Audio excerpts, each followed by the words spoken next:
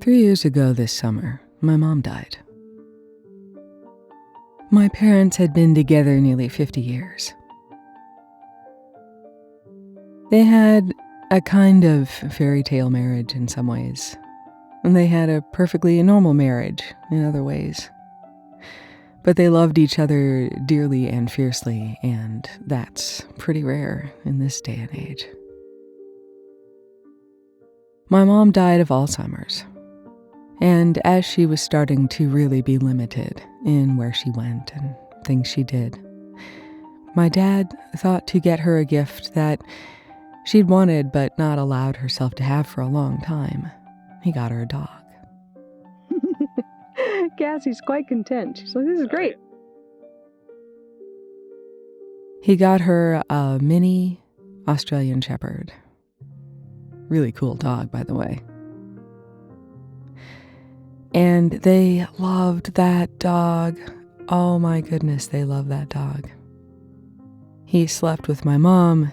He was perfectly obedient to a zillion different commands. And it only took a few weeks before they realized my mom was terribly allergic to him. Hi, Cass. Hi, good girl. Yeah. They tried everything. They tried brushing, and they tried shampooing, and they tried vacuuming, and I don't know if you've ever tried to vacuum Australian Shepherd fur. It's pretty resistant. And in the end, they had to take Mac back to the breeder. And they were both terribly sad. I live across the country from them, and so I heard all of this and was terribly sad for them. I could see that having something to love and snuggle was obviously a perfect idea for my mom. I knew that she really needed something as her mind was declining, and it got snatched away by physiology. Thanks, genes.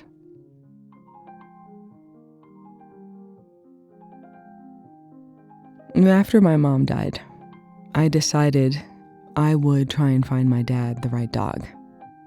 Now, the dog that they had gotten when my mom was still alive was a 1 in a million shot.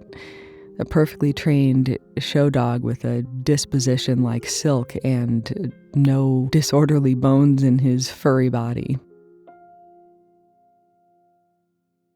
You can shed tears because they're gone, or you can smile because they live. You can close your eyes and pray they will come back, or you can open your eyes and see all they left for you. Your heart can be empty because you can't see them, or it can be full of the love you shared. You can turn your back on tomorrow and leave yesterday, or you can be happy for tomorrow because of yesterday. You can remember only that they're gone, or you can cherish their memory and let it live on. You can cry and close your mind and feel empty, or you can do what they would want, smile and open your heart and love. That's nice. That's beautiful. My dad's 79 now, and I knew that I had to find a dog that wasn't going to run him off his feet, which if you know Australian Shepherds, they can do, and that had enough training that he could feel comfortable with it without having to do a lot of training work. While he is an old dog who can learn new tricks, that's just not a trick he's terribly interested in.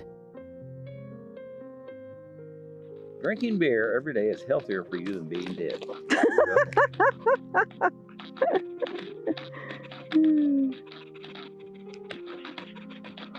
Cassie, you're such a pretty girl.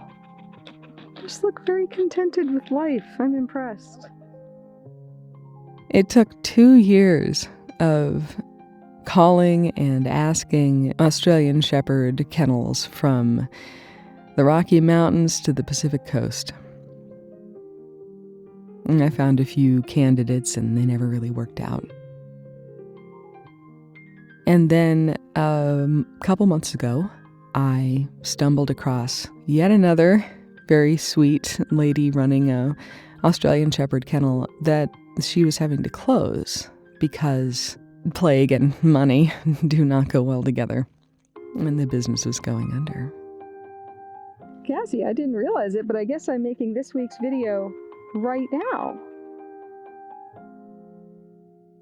One of her prize breeding dogs was a 10-year-old female named Cassie, a red merle Australian shepherd with heterogeneous eyes, one blue and one amber, and the sweetest disposition, and a coat like a fluffy marshmallow.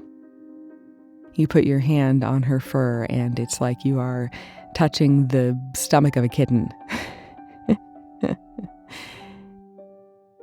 And she and I got into some long phone conversations. She wasn't sure that she wanted to let go of Cassie at all, but she really didn't see a way around it. They were losing everything in order to stay financially afloat. They were losing their farm. I believe this. Happiness is a choice, not a result. Absolutely. Nothing will make you happy until you choose to be happy. No person will make you happy until you decide to be happy. Yep. Your happiness will not come from you to you. It can only come from you. She couldn't live with as many dogs as she wanted to keep, and Cassie was the one dog who the other dogs didn't want to live in close quarters with. Because Cassie's a sweetie. She doesn't want to guard her space or her food or her human. She just wants to be petted and lay in the sun and go on car rides. She'd been this woman's personal best pal for a decade, so she was really well trained. And she had a sweet disposition to begin with, but she was also getting on in years, so she was really chill. And she just sounded perfect. Her human and I had several conversations, and it turned out Cassie has some limpy legs. She was on this and that supplement that seemed to help, and she gets a little stiff in the evening, and I was like, well, that's perfect. My dad's an orthopedic surgeon. He loves getting to the bottom of joint mysteries. They're like his thing. He would do everything he could to help her, and if nothing else, he would make sure that she didn't have any discomfort. Because he can do that sort of thing. So arrangements were made. My dad and the dog human had some phone calls, and then he prepared to drive over here and pick her up. This is our motto. I don't like to think before I speak. I like to be just as surprised as everyone else about what comes out of my mouth. Man, that's my motto. Meanwhile, I got the flu. That's tedious. And meanwhile, he drove over the mountains and brought the very edge of the snowstorm of the century with him. So we all spent 2 days, Dad camping nearby town, watching snow flurries fall, taking occasional hikes in the woods, me shivering in bed with the flu.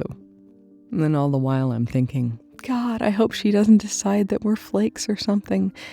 But apparently after 3 days, she was still in contact with him, and the weather broke, and I couldn't drive up, which made me very sad because it's a beautiful drive. But hey, my job was clearly as matchmaker. So my dad drove 2 hours through the beautiful Mission Mountains up to get his beautiful Cassie. And here she is.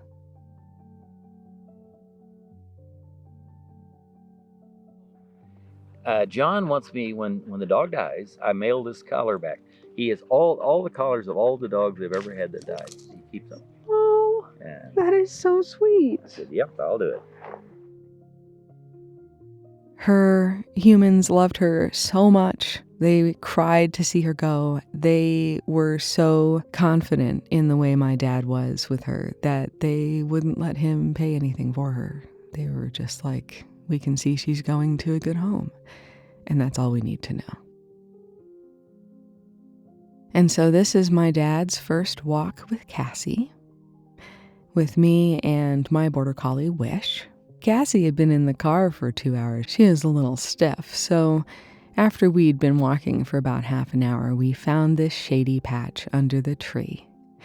And we hung out and threw pine cones for Wish and talked about everything under the sun and gave Cassie lots of pets. It's right there in the very first autobiography you wrote. One of my favorite bits right at the beginning where you were talking about doing what makes you happy. And thankfully, what makes you happy is making sure everyone you love is cared for and well and happy. Yeah.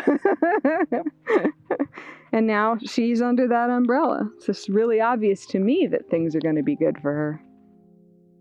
When we walked back down the mountain and had gone to a pet store so my dad could get things such as water bowls, he hopped in his camper at the start of a 10,000-mile road trip.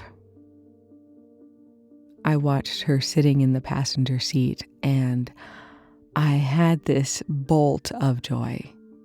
They just looked so right together.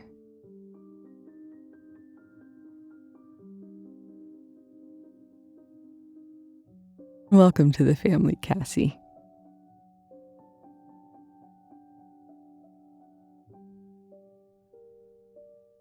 Love you, Dad.